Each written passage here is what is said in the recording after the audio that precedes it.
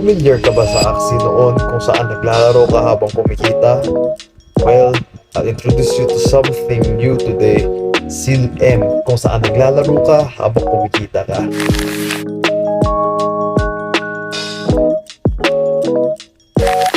So guys, welcome back sa Seal M gameplay natin. So ngayon, upon popular request, gagawa ulit tayo ng part 2 ng Seal M. At syempre dahil kakasimula pa lang natin dito, expect nyo na magkakaroon talaga tayo ng mga good moments natin. And as always, para maka-earn ka, kailangan mo munang mag-invest ng time, effort, and energy mo sa Seal M. Pero ang tanong nga, worth it ba itong laruin? At legit bang may opportunities to earn dito? So let's find out together. So ayun, medyo cute nga ang graphics niya. If familiar kayo sa Genshin, parang ganito rin siguro itong mechanics at saka gameplay dito. Pero more on grind at saka more on quest ang gagawin natin. Sa graphic naman niya guys, classic na MMORPG vibes ang meron. And ngayon, mukhang marami na tayong quest na natambak, kailangan na natin itong gawin. Dapat din equip natin yung mga items na ilalabas dito para mas madali nating matalo yung mga kalaban. So ito nga guys, maski kakasimula pa lang, medyo na-foresight na natin at nakikita na natin kung paano pa tayo mag-earn dito through grind.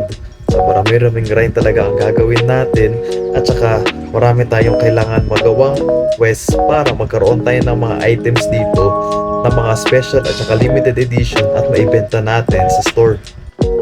Pero low-key, nakakatuwa yung game at saka yung vibe kasi parang chill lang siya pero feeling ko maya-maya grind to hanggang madaling araw. Itong quest na beginning adventurer, kailangan muna natin itong tapusin kasi parang dito tayo itutur, dito ipapakita yung tutorial ng game, paano yung mga maraming cutscenes at saka kung ano yung pinaka-storya, kung saan nga ba nagro-rotate at saka nagre-revolve itong Seal M World. So ito guys, nakakatuwa kasi ang smooth ng combat. Tapos marami ding mga ganap dito, hindi lang puro combat. Tulad itong the 7-day login event at saka meron ding 4 weeks check-in. Kaya dapat mag-login na kayo para makuha nyo yung mga rewards natin.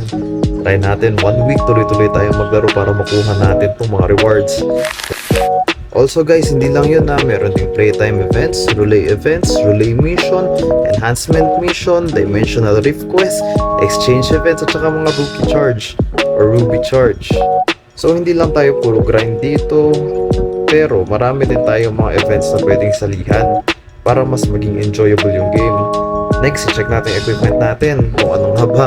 Nakikita nyo naman guys, onti pa lang ito equipment natin, mga pang basic at saka pang newbies pa talaga. Pero ayun nga guys, dapat maging optimistic tayo kasi the further we are along sa game, mas marami na tayo may pupundar na mga gamit at saka mas mabilis na natin matatalo itong mga kalaban. Also guys, don't forget, i-claim itong mga awards at saka itong mga gifts na nasa mail natin. Malaki-laki din itong mga to, as you can see.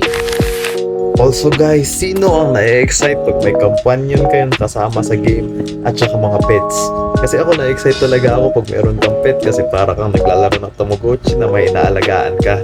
Tapos may tutulong sa'yo sa mga quest mo, sa pag-grind mo, kaya mas mapapabilis yung mga quest natin. Eto nga, hindi pa ako marunong kung paano ma-hatch itong egg na to pero naka-equip na siya sa atin. Sa next video, try kong i-check kung paano to ma-hatch at saka.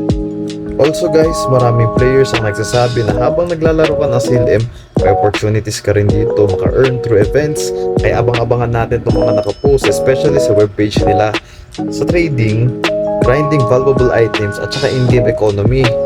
And honestly, mas nakakaga na nga maglaro pag alam mong may possibility kang kumita habang nag-e-enjoy ka. Pero guys, as you all know, hindi ito instant money. Hindi ito glitch. Kailangan mo pa rin mag-effort, mag-grind at maging smart player. Also, isa ding nakakatuwa dito yung community vibe kasi ang daming active players, parties at random people na tumatakbo everywhere. Marami kang makakasalamuha dito. Buhay na buhay talaga yung world. Kaya it makes gaming more fun.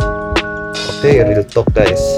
Itong cute MMORPG, habang tumatagal, mas naiintindihan kung bakit marami na-addict dito. Dahil chill graphics, fun gameplay, yung grind progression niya parang maganda rin, social vibe, at saka syempre may earning opportunities pa. Pero bro, delikado to sa oras ha. So guys, worth it ba ang CLM? Kung gusto nyo ng part 3, comment down below lang. At kung may tips kayo para sa mga beginners na tulad ko, don't forget to comment down para ma-share ko ito sa next video natin. And also, don't forget to subscribe para samahan nyo ako sa pagiging CLM addict. So guys, this is your boy signing out, and remember, sometimes the cutest games are the most addictive.